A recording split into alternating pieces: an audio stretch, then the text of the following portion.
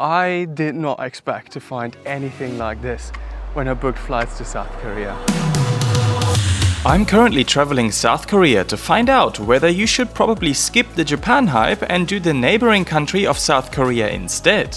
After spending most of my time in big cities like Seoul, Daegu and Busan, I'm now traveling up the Korean East Coast. A stretch of land that feels far more remote, with cities becoming smaller and Korean nature getting a chance to shine. And it's fair to say, I found some gems that I really didn't expect to find in South Korea. This is like Avatar movie shit. So join in and let's explore Korea's East Coast together. Righto, it's another day in South Korea and I left Gyeongju towards Samcheok, a way smaller city than all the previous cities that I've been to in South Korea. It's only got about 60,000 people and I seem to be the only foreigner so far. We'll see. But I wanted to come to Samcheok for a couple of things. I've had plenty of cities now, and now I feel so ready to do a bit of nature. And Samcheok offers some of that. In fact, close to Samcheok, there's the biggest limestone cave in all of Korea, and I think all of Asia, and it's one of the biggest caves really in the world. So that's the first thing that I'm gonna check out in Samcheok. Before then, tomorrow, after my one night in a hotel, I'll be going down to some of the beaches here, because they call some of the beaches here the New Zealand of South Korea.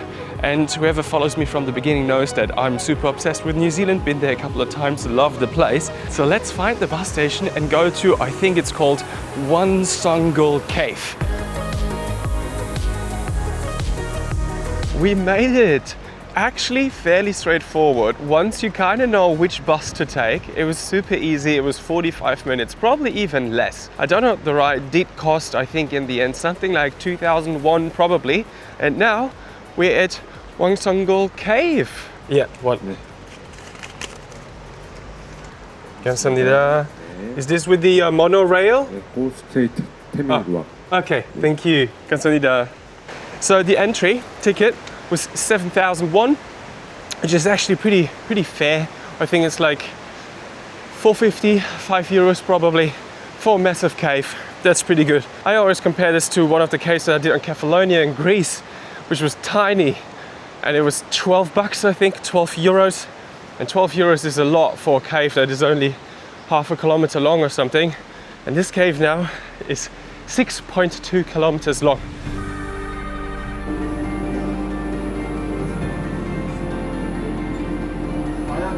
Righto, that was a fun little ride, and now we're right at the cave entrance. 감사합니다. 네, 감사합니다. Thank you.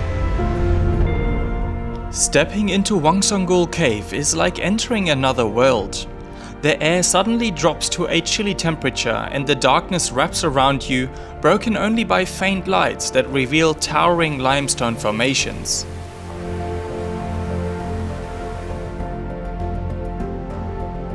Fair to say that it's the first time for me that I'm walking over a party light illuminated swing bridge in a cave.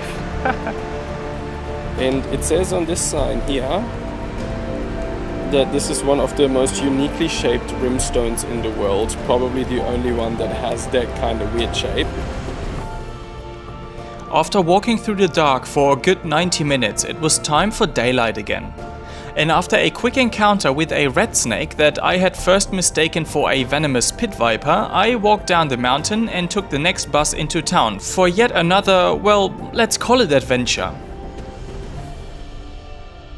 We made it to our next destination, and like so many other little trips that I've planned in South Korea so far, it took so much longer than I expected and that I had planned. But anyways, we came to our next stop, and this is probably gonna be the weirdest little side quest that I've done, well, definitely in a long while, because we came to the Hasidang Park. The Hasidang Park is also called the Penis Park. So essentially it's this huge park that gives you great ocean views, but also it's full of phallic symbols because they play a significant role in Korean folklore and things like that. But before we even enter the park, let's check out the views. Like, isn't this great?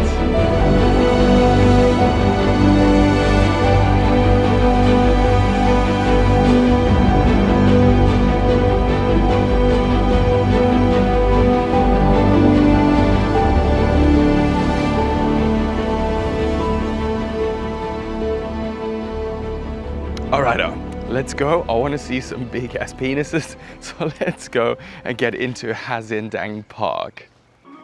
Just got some music playing here on the way into the penis park. I'm not sure what words I can use to describe what I see without YouTube just kind of blocking me or being like really bad on the algorithm. But we've got a big one, and then the big one has two still very big ones as arms and legs. I'm not quite sure. Then there's another one, and this one has on the bell end it has a little head. Oh, I love this. This is so cool already. You know, some people would probably not bother coming here, but I thought when I read this, I was like, yeah, sure, I'm gonna do this. My 16-year-old me loves that. It's great. The cool thing with this as well, I'm trying to do it on a more serious note.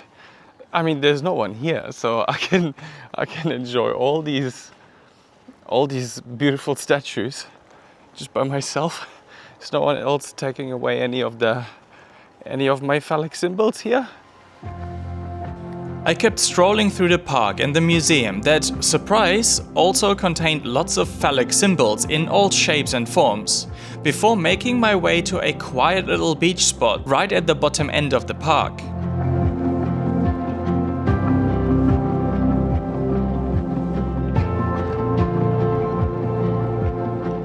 Sitting there, looking at the crystal clear blue water, I got an understanding for why this part of Korea is referred to as the New Zealand of South Korea.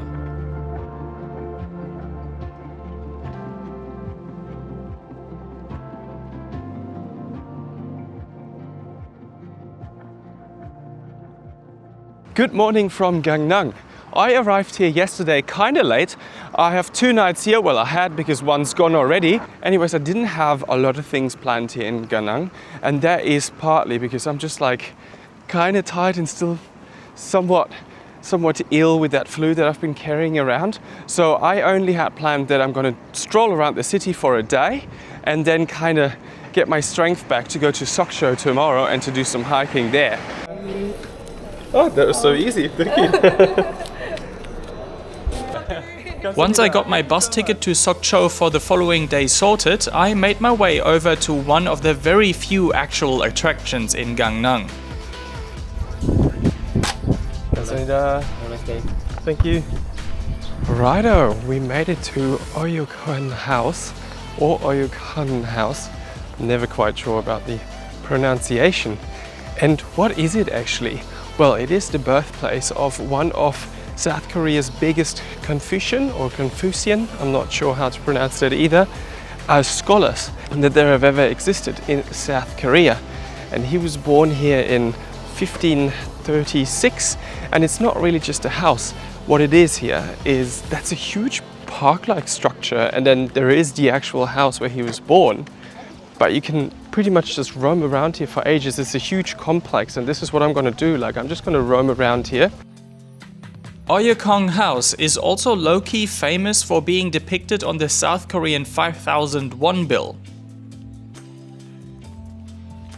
Once I had enough of strolling around the property, I made my way over to one of Gangnam's beaches that earned the top spot on South Korea's beach cities list.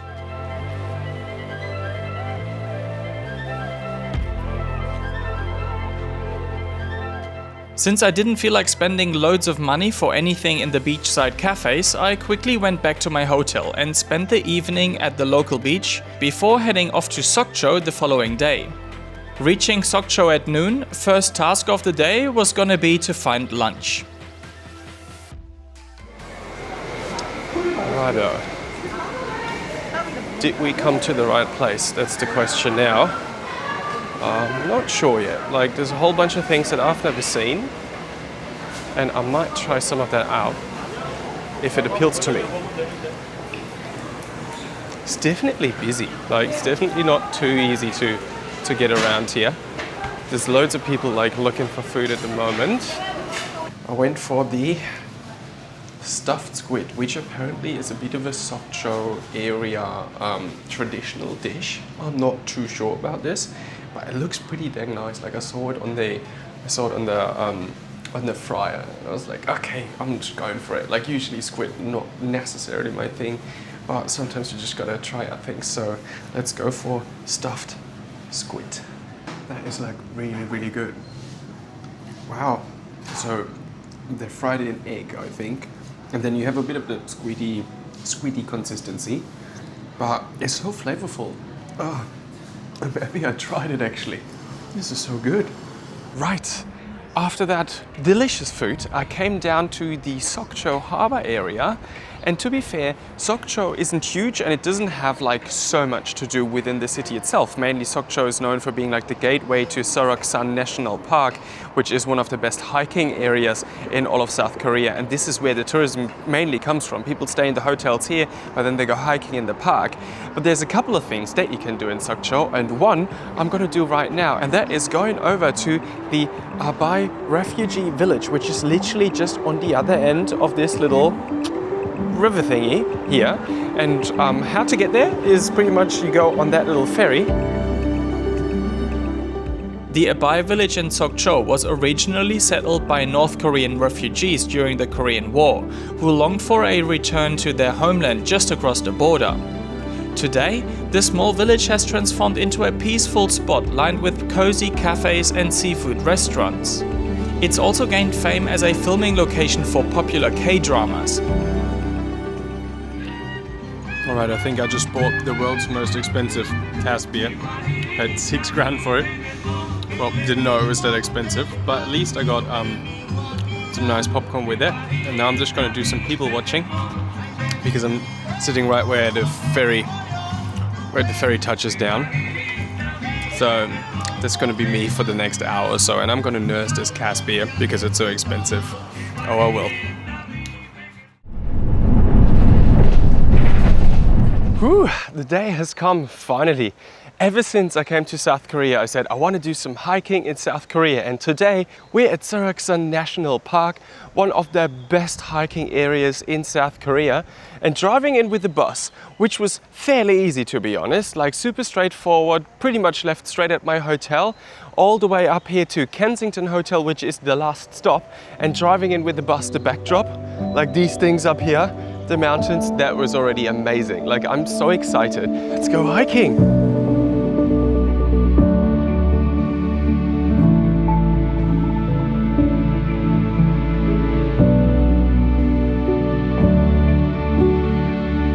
Dude, please tell me there's some way to get on top of these. The view is so sick.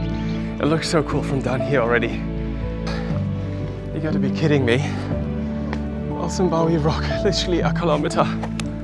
And it's closed. Don't cross this line. Ah, Jesus Christ.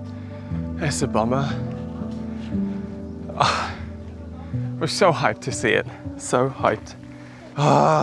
Like, I've never had this.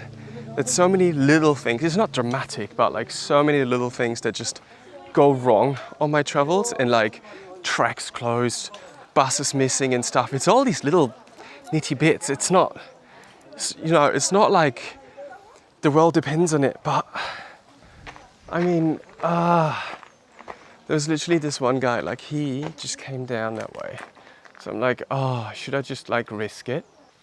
All right, so I Google lensed the sign, and what it said was there's construction going on from the 7th of May to the 20th of May. So literally 2 days after, 2 days after I leave.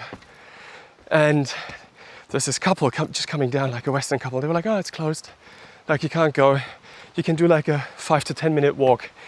And then at some point there's like a full block. So you can't do it. And they said the same. They said they timed it so they could come to the national park when it's open. Didn't know about the construction. I mean, it's so, I don't know, it's annoying. Like, why don't you put it up on your website or something like that? Because on the website it says it's closed until the 15th of May, the park. And then just put something up for the track, for other people to read through it and stuff. Anyways, we keep going as far as we can, but so unfortunate. I think we at least get a tiny bit of a redemption and a bit of a treat, because look at this.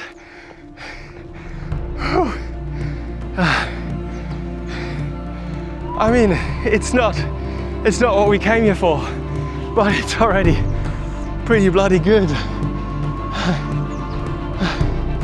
Who would have thought, like, when you think of Korea, do you think of this? I don't.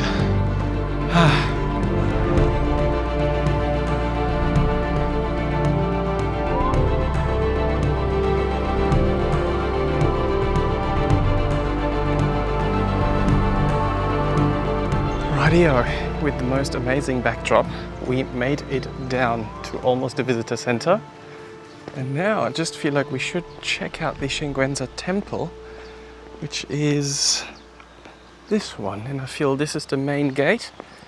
So we're gonna go in there and then see what this temple is like. Shingwenza Temple sits at the base of the Seoul National Park and is believed to be the oldest Zen temple in the world at around 1500 years of age. Righto, I had a tiny little break just down here at the cable car ground station.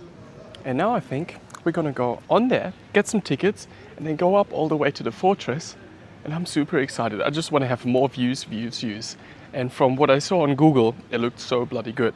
So I can't wait to get up there. So let's pack up and then get tickets, go up to the fortress.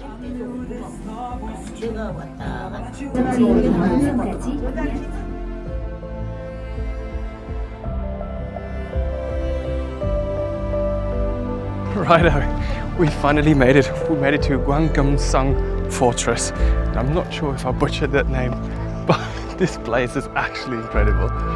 I did not expect to find anything like this when I booked flights to South Korea. It's just like, this is like an Avatar movie shit, like.